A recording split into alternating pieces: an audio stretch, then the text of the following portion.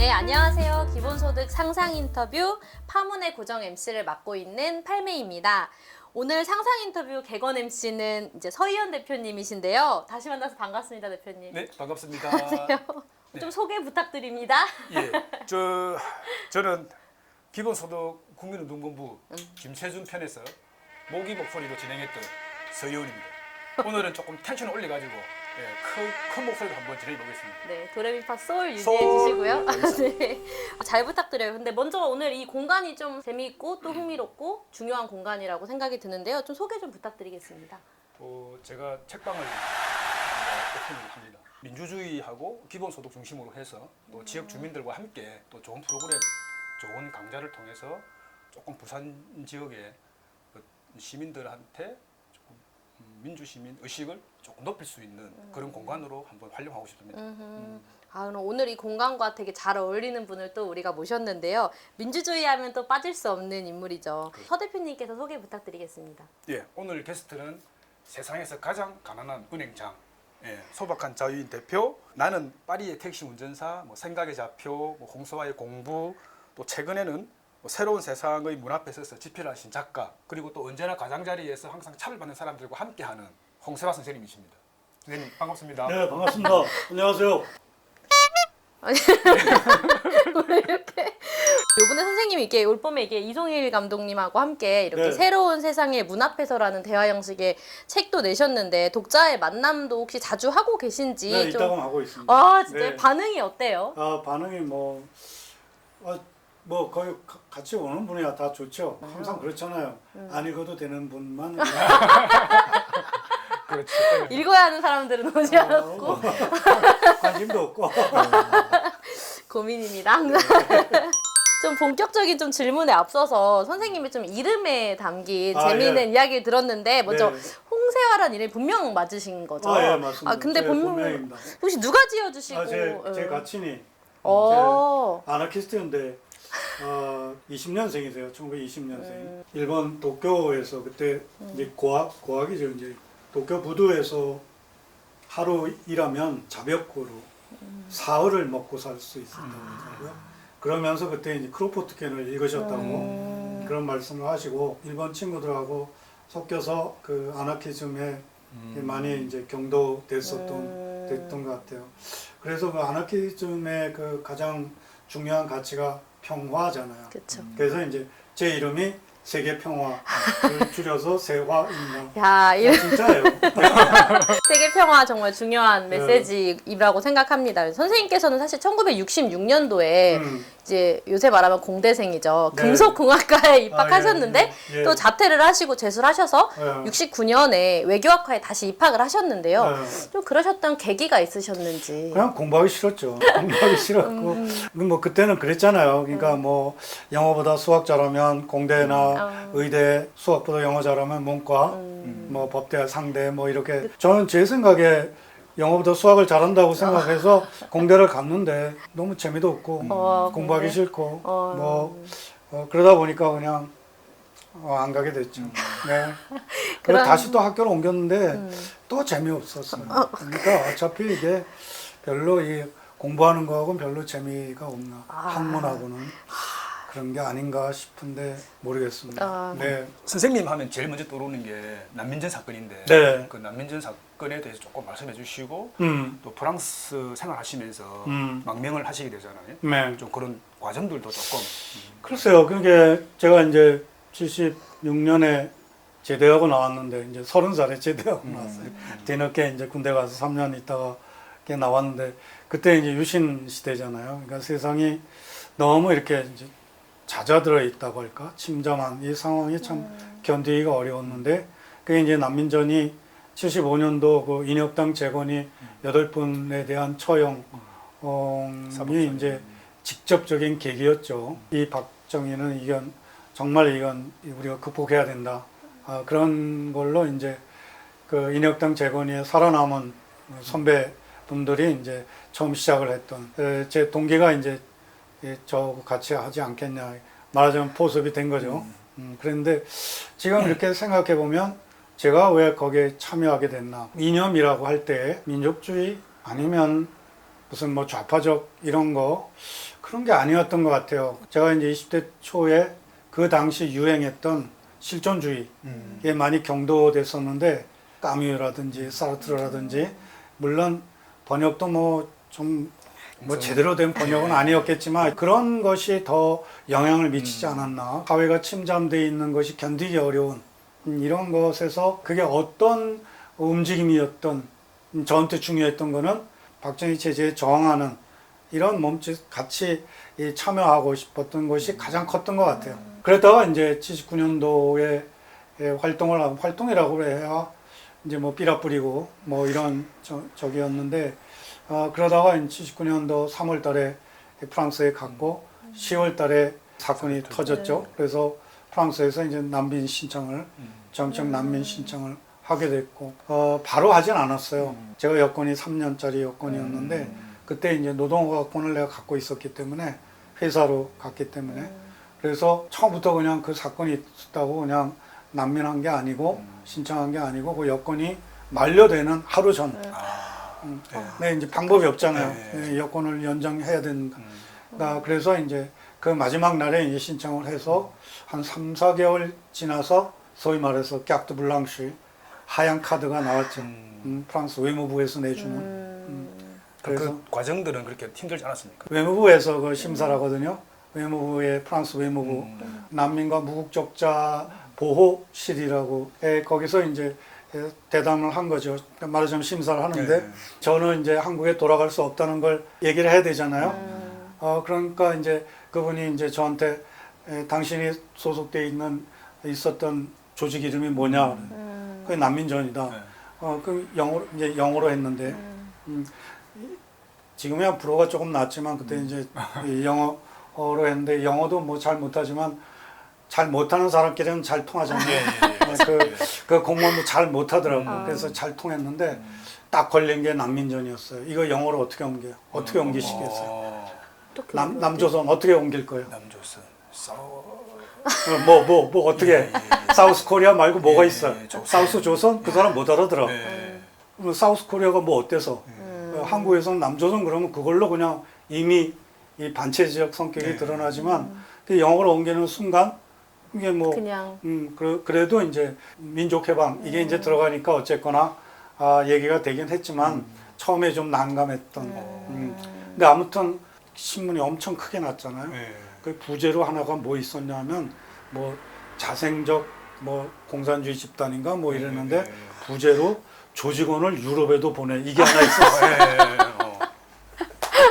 딱 이게 나다. 엄청난 분이. 그랬던. 아마 망명기는 사실 되게 많은 분들이 책을 통해서도 알고 네, 계실 것 그렇죠. 같은데 그 이후에 이제 돌아오셨을 때 이제 딱 언론에서 이렇게 전사가 돌아왔다 이렇게 또 네, 두 가지죠. 두 가지죠. 남조선 인민족 해방 전사. 파리의 택시 운 전사. 전사. 전사. 네. 돌아오시게 된 계기도 있으셨을 것 같아요. 계속 돌아와야 했죠. 그러니까 이제 지금 이제 전 독거노인인데 애들은 이제 다 프랑스에 있고 물론 프랑스 시민이 됐죠. 그러니까 3살, 5살에 갔는데 프랑스의 교육 과정을 전부 밟으니까 사유하는 언어가 프랑스어죠. 우리가 이제 한국 사람인 것은 한국어로 생각하는 존재라는 이게 이제 저는 중요하다고 보는데 사람이 사회적 동물이니까 사유하는 언어가 결국 규정할 수밖에 없는. 그러니까 저는 이제 한국어로 생각하고 한국어로 글을 쓰고 그러니까 한국 사람 만나야 되고 부딪혀야 되고 그러니까 당연히 와야 되는. 그런데 그게 이제 계속 미뤄지다가 책이 먼저 나왔죠. 95년도 김영삼 정권 때. 그리고 이제 김대중 정부 들어서서 들어올 수 있게 됐었죠. 그래서 98년도에 여권이 나왔고 99년도에 이제 한국에 가게 됐습니다. 꼭 20년. 그렇죠. 진짜. 제가 앞에 조금 소개했지만 뭐 장발자 은행, 그다음 소박한 자유인, 또 마중 이런 또 단체에서 활동을 많이 하시잖아요. 또 인권연대에서도 또 활동하시고 그 뭐 많은 일 하시면서 버겁지 않으신지? 뭐 그렇게 뭐 은퇴한 산책자니까 지금 제가 하는 산책자. 네, 제가 지금 하루 만보 걷기를 하고 있고, 그러니까 산책자죠. 그리고 뭐 그게 뭐 상시적으로 이렇게 하는 건 아니니까 그냥 활동하는 그런 거라서 그래서 이제 저는 이제 제 나름대로 어쨌든 가장 뭐랄까 인권 측면에서도 가장 낮은 자리 그러니까 흔히 이제 그런 얘기 하잖아요. 그 사회의 인권 현실을 보려면 두 계층을 보면 알 수 있다. 그러니까 재소자 눈에 안 보이니까 인권 사각지대에 놓일 수 있고 그 다음에 이제 이주노동자. 네. 이주노동자는 이제 차별에 좀 노출돼 있으니까. 작년에 있었던 그 화성 외국인 보호소에 있었던 그 새우꺾기 그러니까 그분들은 그 두 가지가 더 해당되는 그쵸. 그러니까 이제 그런 일이 벌어지는 게 아닌가. 그래서 이제 관심이 이제 그런 쪽으로 가는 편이죠. 이번 말씀하신 김에 또 장발장 은행이나 뭐 소박한 자유인 마중 단체를 간단하게 소개. 장발장 은행은 그게 뭐 많이 이제 소개됐습니다. 7년 좀 지났는데 그 벌금형을 받은 그러니까 잘못 저질렀죠.